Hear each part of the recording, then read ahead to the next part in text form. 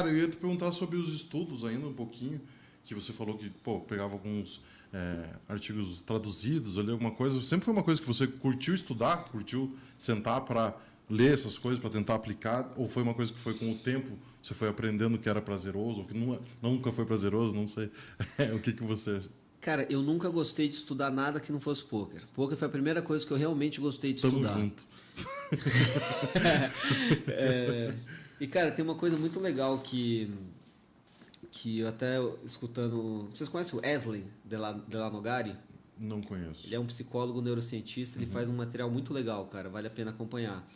E ele fala uma parada que, assim, você precisa aprender a gostar de estudar. Só que tem uma coisa, se você vai estudar sobre, sei lá, rádio e TV, só alguma coisa que você não gosta, vai ser muito mais difícil. Por quê? Porque você não gosta da parada. Então, para você aprender o processo todo, que é estudar, que é ler, que é escrever, que é depois fazer um resumo, que é depois aplicar, que é depois ensinar para alguém, se você não gostar da parada, é muito mais difícil, né? Então, parte do processo de você gostar de estudar é gostar de estudar algo que faz sentido para você. Então, quando o poker veio, era algo que eu respirei poker. Eu falo muito para todo mundo que está começando. Poker não é um... Eu li até uma frase hoje de alguém ali no Instagram, não sei de quem que foi assim, poker é o jeito mais difícil de se viver uma vida fácil. Cara, eu li essa frase também. Eu li essa frase de alguém que... Acho que foi da Reg Life ou alguém próximo. Alguém que mandou ali. Frase super legal. Por quê? Porque, cara, é uma vida legal, tal, mas é difícil, cara. Você precisa realmente dedicar 100%. Você precisa... Eu, nessa época, eu realmente, cara... Me afundei, digo assim, Não, foi de respirei, cabeça. fui de cabeça um pouco. Nessa época aí, até quando a gente jogava nessa casinha aí, o que eu fazia, cara? Essa acho que ninguém nunca fez. Essa eu devo ter sido o primeiro da história a fazer isso, e hoje em dia ninguém faz porque não vai ter sentido fazer. Mas como eu jogava sempre com as mesmas pessoas, eu e o Diego que tá assistindo aí, ele fez também, se ele estiver assistindo.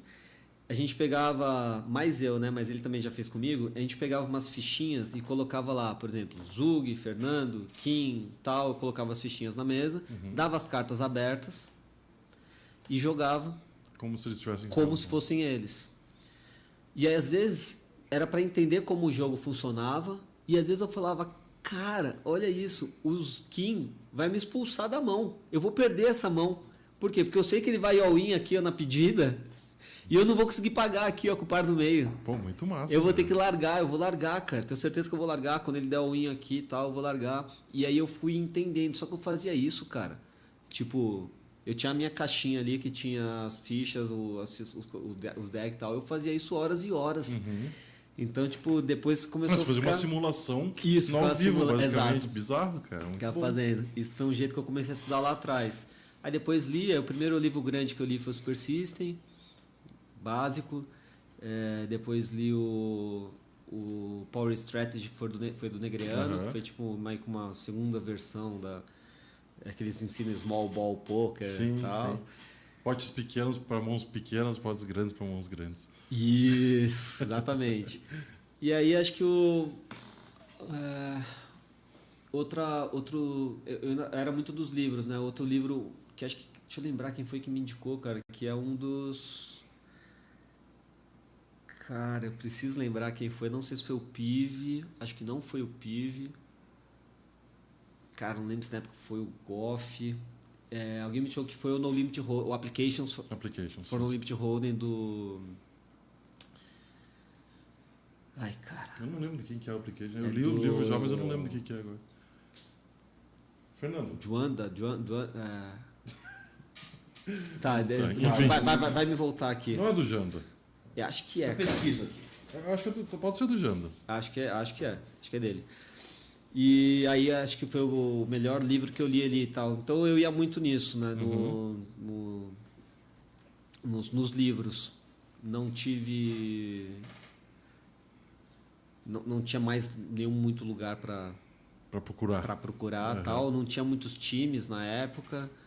Até tinha o Forbet que estava começando. Já estava começando o Forbet? Acho que o Forbet, cara, deve ser lá para 2010, acho que já tem Forbet, cara. Porque eu lembro que em 2010... deixa eu contar um pouco da história dessa casinha.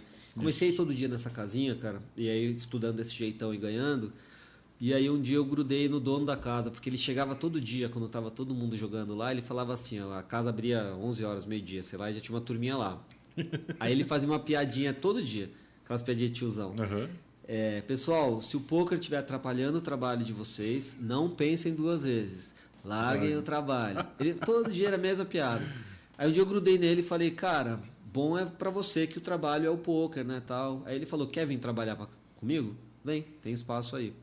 E ele terminou de falar, eu já estava sentado na mesa. O que você precisa que eu faça? O que eu faço? Ele chamava Roberto Whittaker, que era o Pistola, não sei se você lembra dele. Ele foi presidente da Federação Paulista de Pôquer um tempo, bem das antigas.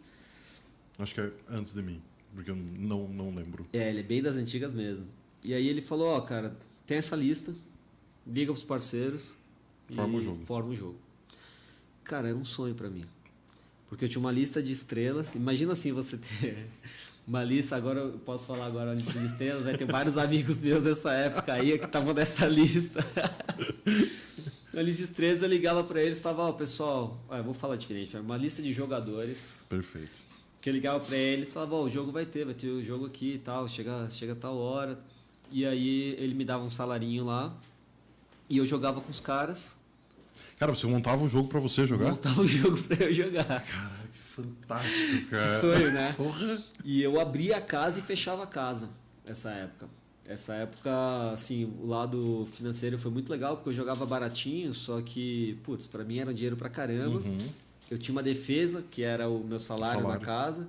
Depois, mais pra frente, eu fui ter uma porcentagem da reiki da mesa. Então, tipo, pra mim foi muito sonho.